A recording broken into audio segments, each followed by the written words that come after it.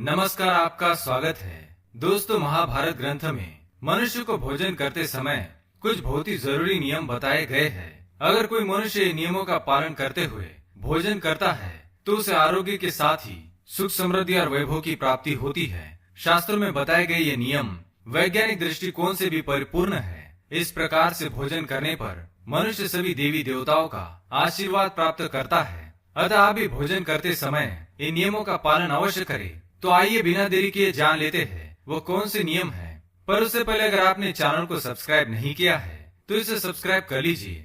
साथ ही वीडियो को एक लाइक करना ना भूलें। सबसे पहली बात, भोजन करने से पहले 5 अंग, 2 हाथ, 2 पैर और मुख, इनको अच्छी तरह से धोकर ही भोजन करना चाहिए। भोजन से पहले अन्न देवता एवं अन्नपूर्णा माता की स्तुति करके उनका धन्यवाद देते हुए तथा सभी भूखे प्राणियों को भोजन प्राप्त हो, ईश्वर से ऐसी प्रार्थना करके ही भोजन को शुरुआत करनी चाहिए। भोजन बनाने वाली महिलाओं को स्नान करके ही शुद्ध मन से मंत्र जाप करते हुए ही रसोई घर में भोजन बनाना चाहिए।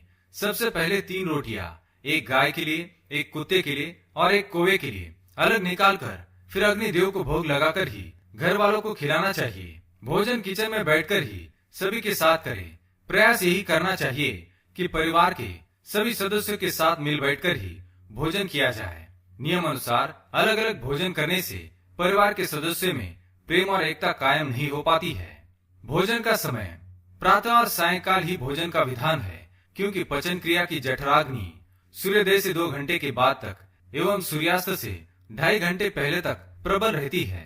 जो व्यक्ति सिर्फ एक समय भोजन करता है वह योगी है, और जो 2 समय भोजन करता है वो भोगी कहा गया है। तीसरी बात, भोजन की दिशा। भोजन पूर्व और उत्तर दिशा की ओर मुख करके ही करना चाहिए। दक्षिण दिशा की ओर किया गया भोजन प्रेत को प्राप्त होता है। पश्चिम दिशा की ओर किया हुआ भोजन खाने से रोगों की वृद्धि होती है। चौथी बात, ऐसी अवस्था में भोजन ना करें। शैया पर बैठकर अर्थात बिस्तर पर बैठकर अपने हाथों पर रखकर या टूटे फूटे बर्तनों में भोजन कभी करना नहीं चाहिए। मलमूत्र का वेग होने पर भी भोजन करना नहीं चाहिए। कलह अथवा क्लेश के माहौल में भी भोजन करना अनुचित माना गया है। अधिक शोर शराबे के स्थान पर भी भोजन करना उचित नहीं। पीपल एवं वटवृक्ष के नीचे बैठकर भी भोजन नहीं करना चाहिए। परोसे हुए भोजन की कभी निंदा नहीं करनी चाहिए। खड़े खड़े भोजन करना भी अनुचित माना गया है। जूते पहनकर या सिर ढककर भी भोजन नहीं करना चाहिए। आइए अब जानते हैं भोजन कैसा होना चाहिए। बहुत तीखा या बहुत ही मीठा भोजन नहीं करना चाहिए। किसी के द्वारा छोड़ा हुआ भोजन भी कभी ग्रहण नहीं करना चाहिए। आधा खाया हुआ फल, मिठाइयाँ आदि फिर से नहीं खानी चाहिए। खाना छोड़कर उठ जाने पर दोबारा भोजन कभी करना नहीं चाहिए। जो कोई भी ढिंडोरा पीट कर खिला रहा हो वहाँ पर जाकर कभी भोजन नहीं करना चाहिए। पशु या कुत्ते के द्वारा छुआ हुआ भोजन कभी करना नहीं चाहिए। रजस वाला स्त्री के द्वारा परोसा गया भोजन भी करना अनुचित है। श्राद्ध का निकाला हुआ, बासी या मुंह से फूंक मारकर ठंडा किया गया भोजन भी करना अनुचित है। बाल गिरा हुआ भोजन भी ना करे। अनादर युक्त अवहेलना पूर्ण परोसा गया भोजन भी कभी ना करे। कंजूस के द्वारा वैश्या के हाथ का, शराब बेचने वाले का दिया भोजन भी और ब्याज का धंधा करने वाले व्यक्ति का भोजन भी कभी करना नहीं चाहिए। छठी बात, भोजन करते समय ध्यान रखे।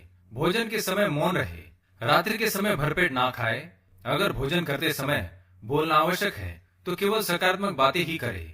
भोजन करते समय किसी भी प्रकार की समस्या पर चर्चा ना करे। भोजन को बहुत चबा चबा कर खाए।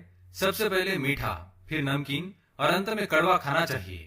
थोड़ा सा भोजन करने वाले को आरोग्य, आयु, बल, सुख, सुंदर संतान और सौंदर्य प्राप्त होता है। सातवीं बात, भोजन के पश्चात क्या नहीं करना चाहिए। भोजन के तुरंत बाद पानी या चाय नहीं पीना चाहिए। भोजन के पश्चात घुड़सवारी, दौड़ना, बैठना, शौच आदि प्रकार के कार्य नहीं करने चाहिए। भोजन के बाद क्या करें। भोजन के पश्चात दिन में भोजन करने के पश्चात टहलना चाहिए और रात्रि के समय 100 कदम टहलकर बाईं करवट में लेटना अथवा वज्रासन में बैठने से भोजन का पचन अच्छे से होता है। भोजन के 1 घंटे के बाद मीठा दूध एवं फल खाने से भोजन का पचन अच्छी तरह से होता है। भीष्म पितामह ने अर्जुन को दिए महत्वपूर्ण संदेशों में कहा गया है कि जिस थाली को किसी का पैर लग जाए उस थाली का त्याग करना चाहिए। ऐसी थाली विष्ठा के समान त्याज्य होती है। भीष्म पितामह कहते हैं कि भोजन के दौरान थाली में बाल आने पर उसे वहीं पर छोड़ देना चाहिए। बाल आने के बाद भी खाए जाने वाले भोजन से दरिद्रता का सामना करना पड़ सकता है। भोजन पूर्व जिस थाली को कोई लांग कर गया हो, ऐसे भोजन को भी कभी ग्रहण नहीं करना चाहिए। इसे कीचड़ के समान छोड़ देने वाला समझना चाहिए। भीष्म पितामह ने अर्जुन को बताया कि एक ही थाली में भाई भाई भोजन करे तो वह अमृत के समान हो जाती है। ऐसे भोजन से धन धान्य, स्वास्थ्य और लक्ष्मी की वृद्धि होती है। भीष्म पितामह के अनुसार पति पत्नी को एक ही थाली में भोजन करने को निषिद्ध माना गया है। भीष्म पितामह के अनुसार एक ही थाली में पति पत्नी भोजन करते हैं तो ऐसी थाली मादक पदार्थों से भरी मानी जाने वाली होती है। पत्नी को पति के भोजन के उपरांत ही भोजन करना चाहिए। इससे घर में सुख समृद्धि बढ़ती है। तो दोस्तों, ये थी वो महत्वपूर्ण बातें जो महाभारत में बताई गई है।